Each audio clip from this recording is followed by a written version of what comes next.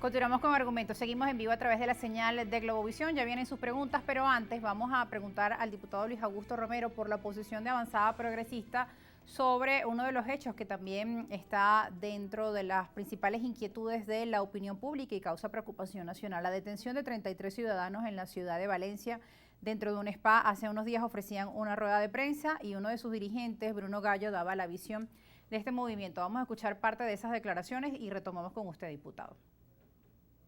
Ese hecho donde están presentes la extorsión, la matraca, la homofobia, tiene que ser investigado por los organismos competentes del Estado venezolano. No es posible que los ciudadanos estemos sometidos a la arbitrariedad de policías y de una estructura judicial que responde básicamente a intereses pecuniarios y corruptos. El fiscal general tiene la palabra, tiene la oportunidad de demostrar un compromiso con su historia, si es un defensor de los derechos humanos, como él mismo se dice, o si va a permanecer en silencio frente al abuso de poder. Que estas 33 personas fueran homosexuales solo ratifica una especie de ensañamiento. Bueno, parte de las declaraciones desde Avanzada Progresista, usted como secretario general nacional, y ya con la información actualizada de los hechos, hasta los momentos pues solo se rumorea que podría haber un sobreseimiento de la causa. Sin embargo, queremos conocer su visión al día de hoy. Bueno, ese video recoge una posición del diputado Bruno Gallo de Avanzada Progresista, que el partido en su totalidad suscribe y apoya. Nosotros condenamos y rechazamos la actuación de los cuerpos policiales en este supuesto procedimiento, en este allanamiento, en el cual se violentaron los derechos ciudadanos en toda la banda. Aquí hubo exposición al escarnio público, violación de los derechos civiles, pero además también hubo ensañamiento en contra de los venezolanos que estaban allí reunidos. Eso fue en un local privado, allí no hubo alteración del orden público, no se estaba haciendo nada ilegal. No hay nada en la ley que contemple una penalidad para lo que estaba ocurriendo allí. Esto es un exceso policial y nos parece que sería terrible que esto se convirtiese en una política de Estado. De ser así, nosotros la vamos a denunciar en las instancias que correspondan, Rosa, bien sea a través de los medios de comunicación o incluso desde el Parlamento. Rechazamos y condenamos esta actuación policial, como rechazamos también la sentencia de 16 años que le acaban de imponer a 6 luchadores sociales, dirigentes sindicales, sencillamente porque han manifestado su rebeldía, su inconformidad, su desacuerdo, protestando contra unas políticas salariales que empobrecen a los ciudadanos. El gobierno dice que el Comando Sur está promoviendo la violencia en Venezuela, las protestas en Venezuela. No, yo quiero decirles a los voceros del gobierno que no es el Comando Sur, es el Comando Hambre. Hay hambre en la calle y los trabajadores tienen todo el derecho, además consagrado en la Constitución, de salir a protestar. De manera que todos estos resabios autoritarios del gobierno, nosotros los vamos a confrontar en el terreno que sea. Diputado, a propósito de lo que usted está conversando, del tema de los trabajadores, bueno, y el llamado además que realiza al fiscal desde Avanzada Progresista y a las autoridades nacionales, es momento de ir con las preguntas de nuestra audiencia.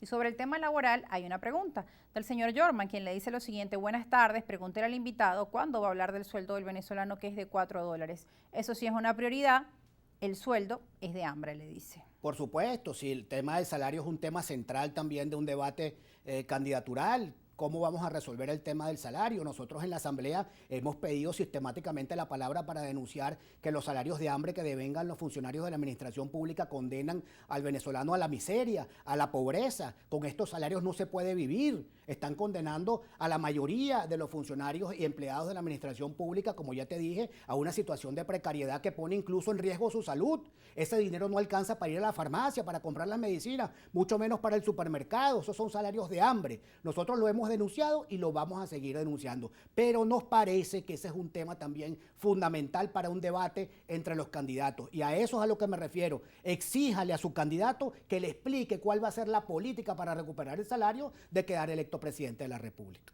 Hay más preguntas. El señor Ramón Ramos, el líder, le dice lo siguiente: ¿qué hacer para que PDVSA y sus empresas filiales se recuperen sin privatizarse? PDVSA ha sido víctima de la corrupción y de la mala administración. Aquí de lo que se trata es de limpiar las estructuras de PDVSA, sacar la politiquería corrupta de una empresa del Estado venezolano que en su momento fue muy eficiente, pero yo estoy en desacuerdo con la privatización, considero que los minerales que están en el subsuelo le pertenecen, de nuestro país por supuesto, le pertenecen a todos los venezolanos, y otra cosa muy diferente a la privatización es buscar esquemas de asociaciones extranjeras que permitan traer un capital para desarrollar nuestra industria. Eso ya se ha hecho y fue exitoso, lo podemos repetir, pero tenemos que comenzar por limpiar las estructuras de PDVSA de la corrupción, del abuso y del despilfarro.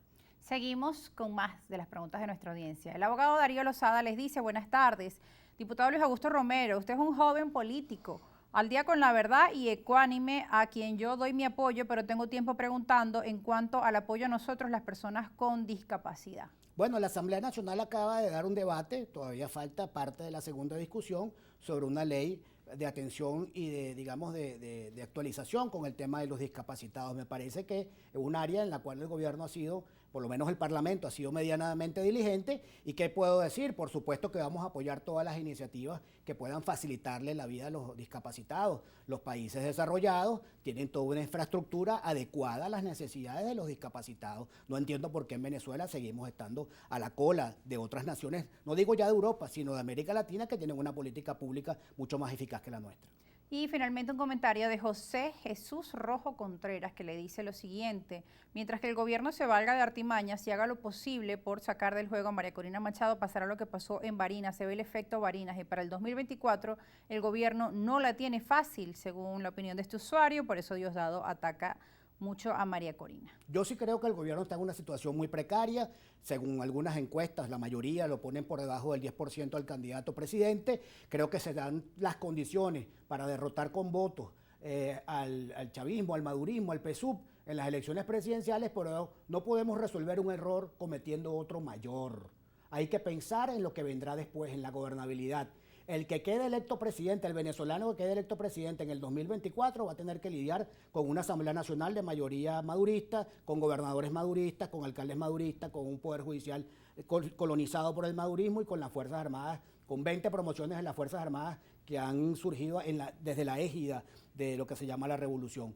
Por eso insisto, no podemos elegir o no deberíamos elegir un candidato que prolongue la violencia, que prolongue la confrontación. El país necesita un presidente que reconcilie a la nación, que unifique la nación, que convoque a los venezolanos para ir al encuentro del progreso y del desarrollo que la mayoría del país exige. Y por aquí finalmente Kerik le comenta que el invitado dice la frase trillada, que los minerales son de todos los venezolanos. Indíquenos dónde se podrían dirigir para que le den la parte que le corresponde. ¿O es populista esa frase?, le pregunta Kerik. Bueno, no es populismo, sencillamente nosotros tuvimos una empresa petrolera que fue solvente y que de alguna manera le rindió frutos a la población venezolana durante muchos años. Eso es un referente histórico. A eso no estoy diciendo que hay que volver a eso, estoy diciendo que hay que sacar la politiquería de Venezuela, de PDVSA, y que ponerla al servicio del interés nacional. Nos vamos, diputado Luis Augusto Romero. Gracias por estar con nosotros. Gracias, Rosa, muy amable de tu parte. Y gracias a ustedes que están en sintonía de este espacio. Son las 6 de la tarde. Nos despedimos y recuerde que esta edición se repite a las 11 de la noche por Globovisión. Chao.